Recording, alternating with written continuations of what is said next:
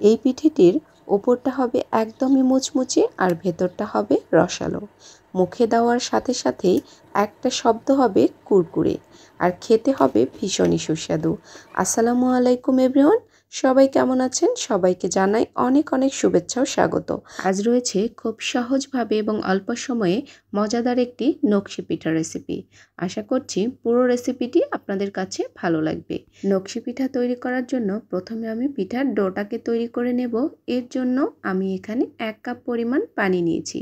এরপর দিয়ে নিচ্ছি সামান্য একটু লবণ। পিঠের মধ্যে একটু লবণ দিলে পিঠের টেস্টটা কিন্তু অনেক ভালো আসে। তো পানিটাতে যখন টকবক করে বলক ফুটে আসবে, তখন আমি এর মধ্যে দিয়ে দেব 1 কাপ পরিমাণ চালের গুঁড়ি। এরপর আমি অনবরত নেড়ে চেড়ে একটা ডো বানিয়ে নেব শক্ত করে। ডোটা একটু শক্ত করে বানিয়ে নিতে হবে, তাহলে পিঠাগুলো ডিজাইন করতে সুবিধা হবে। তো ডোটা কিন্তু একদম রেডি হয়ে গেছে। এটাকে আমি ঠান্ডা হওয়ার জন্য কিছুক্ষণ রেখে দেব। ডোটা মোটামুটি ঠান্ডা হয়ে গেছে। এখন ডোটাকে ভালো মতো করে হাত দিয়ে মথে নিতে হবে। তো যত বেশি মথে নেবেন দেখবেন যে পিঠার ডিজাইন তুলতে কিন্তু ততই বেশি ভালো হবে। তো ভালো মতো করে হাত দিয়ে এই ডোটাকে মেখে নিতে হবে। সফট একটা ডো আমি বানিয়ে নিয়েছি। এরপর ডোটাকে আমি একটা বাটিতে রেখে সুতি ভেজা কাপড় দিয়ে ডোটাকে ঢেকে দেব, যাতে ডোটা উপর থেকে ড্রাই হয়ে না যায়। তো ডোটাকে আমি ঢেকে নিয়েছি। এখান থেকে কিছুটা ডো উঠিয়ে পলিব্যাগের উপরে রেখে একটা মোটা রুটি বেলে নেব। তো রুটিটাকে আমি মোটা করে বেলে নিয়ে এর মাঝখানে একটা কাটার দিয়ে রুটিগুলোকে আমি কেটে নিয়েছি। ভিডিওটা স্কিপ হয়ে গেছে, তো দেখে বুঝতে পারছেন যে এটা কতটা মোটা রাখতে হবে। এখন এর উপরে আমি সামান্য একটু তেল মেখে নিচ্ছি। এরপর একটা ঢাকনা দিয়ে মাঝখান থেকে একটা দাগ কেটে নিচ্ছি। এরপর একটা টুথপিক দিয়ে চারিদিক থেকে আমি এরকম করে পিঠার ডিজাইন উঠিয়ে নিচ্ছি। এটা খুবই সহজ। আমি খুব সহজভাবে এই পিঠার ডিজাইনটি করেছি। দেখে বুঝতে পারছেন যে এটা কতটা সহজ। তবে এর থেকেও অনেক সুন্দর করে ডিজাইন করে অনেকেই। আমার মতো যারা আনাড়ি তারা এভাবে এই ডিজাইনটি কিন্তু খুব সহজেই করে নিতে পারবেন। এরপর একটা কাঁটা চামচের সাহায্যে চারিপাশ থেকে দাগ কেটে নেব। এই পিঠার ডিজাইন করতে খেজুর কাটার প্রয়োজন হয়। যেহেতু খেজুর কাটা আমার কাছে নেই, সেজন্য আমি এভাবেই সহজভাবে এই পিঠাটি তৈরি করেছি। তো কেমন লেগেছে আপনাদের কাছে? তো এইভাবেই সবগুলো পিঠাকে আমি বানিয়ে নেব। তো এই পিঠা বানাতে আমার খুব একটা সময় লাগেনি, যেহেতু আমি অনেক বেশি ডিজাইন করিনি। হালকা একটু ডিজাইন করে পিঠাগুলোকে আমি বানিয়ে নিয়েছি। তৈরি করাও সহজ হয় এবং তৈরি করতেও ভালো লাগে। খুব একটা সময় লাগে না, অল্প সময়ে এই ডিজাইনটি করিয়ে নেওয়া যায়। তো আমি সবগুলো পিঠাকেই একইভাবেই তৈরি করে নিয়েছি। এরপর পিঠাগুলোকে ভেজে নিতে হবে। তো ভাজার জন্য আমি বেশ কিছুটা পরিমাণ প্যানে তেল দিয়ে নিয়েছি। এখন তেলটাকে গরম করে এর মধ্যেই আমি তৈরি করা পিঠাগুলোকে দিয়ে নেব।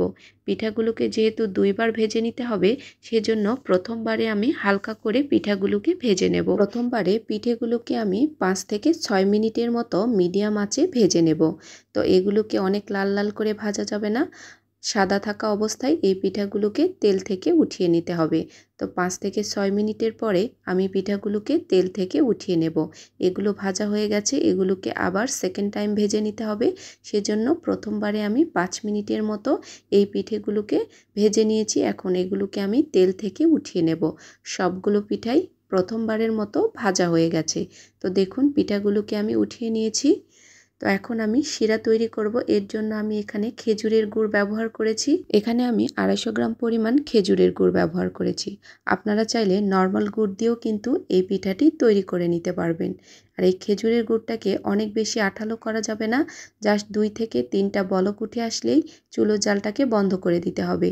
তো এখানে আমার 2টো বলক উঠে এসেছে। এখন গুড়টাকে আমি একটু চেক করে নেব। এটা একটু আঠালো বা চিটচিটে ভাব হলেই আমি চুলোটাকে একদম বন্ধ করে দেব। গুড়টা একদম রেডি হয়ে গেছে। এরপর আমি চুলোটাকেও কিন্তু বন্ধ করে নিয়েছি। এখানে 1 তার বা 2 তারের কোনো শিরা লাগবে না। জাস্ট 2টা থেকে 3টা বলক উঠে নিলেই গুড়টা রেডি হয়ে যাবে। পিঠাগুলোকে আমি দ্বিতীয়বারের মতো ভেজে নেব। এই জন্য আমি তেলগুলোকে কুসুম গরম করেছি। এরপর পিঠেগুলোকে আমি ছেড়ে দিয়েছি। পিঠেগুলো কিন্তু ঠান্ডা অবস্থায় আছে। আর এই পিঠেগুলোকে কিন্তু আপনারা সংরক্ষণ করে রেখে দিতে পারবেন বেশ কিছু দিনের জন্য। যখন প্রয়োজন হবে তখন সেকেন্ড টাইমের মতো তেলে ভেজে নিয়ে শিরায় চুবালেই কিন্তু একদম রেডি হয়ে যাবে মচমচে নকশি পিঠা। তো পিঠাগুলোকে আমি আরও 3 থেকে 4 মিনিটের মতো এই তেলের মধ্যেই ভেজে নেব। পিঠাগুলো ভাজা হয়ে গেছে। এখন আমি এগুলোকে তেল থেকে উঠিয়ে নেব। গরম গরম পিঠেগুলো তেল থেকে উঠানোর পরেই সাথে সাথেই কুসুম গরম শিরার মধ্যে দিয়ে নিতে হবে। দেখুন আমি এখন তেল থেকে উঠিয়ে সাথে সাথেই কিন্তু শিরের মধ্যে দিয়ে নিচ্ছি। এভাবে এই পিঠেগুলোকে তৈরি করতে হয়। আর এই পিঠেগুলো কিন্তু একদমই মুচমুচে থাকে, প্রায় 8 থেকে 10 দিনের মতো। এটা একদমই ক্রিস্পি থাকে আর ভেতরটা হবে রসালো। তো এইভাবে আমি গুড়ের মধ্যে 2 থেকে 3 মিনিটের মতো রেখে দেব। বেশিক্ষণ রাখার প্রয়োজন নেই। 2 থেকে 3 মিনিট রেখেই শিরা থেকে আমি পিঠেগুলোকে উঠিয়ে নেব। সবগুলোই পিঠে আমি গুড় থেকে উঠিয়ে নিয়েছি। দেখুন কালারটা কতটা সুন্দর এসেছে। আর এই পিঠাগুলো একদমই ক্রিস্পি এবং ভেতরটা হয় রসালো। পিঠা খেতে মন চাইলেই তৈরি করে নিতে পারবেন খুব সহজে এই নেকশি পিঠাগুলো। তো একদমই ক্রিস্পি ও মুচমুচে, মুখে দেওয়ার সাথে সাথেই কুরকুরে ভাব, আর ভেতরটা হবে একদমই রসালো। তো আজকের রেসিপিটি আপনাদের কাছে কেমন লাগলো? ভালো লেগে থাকলে অবশ্যই চ্যানেলটিকে সাবস্ক্রাইব করার অনুরোধ রইল।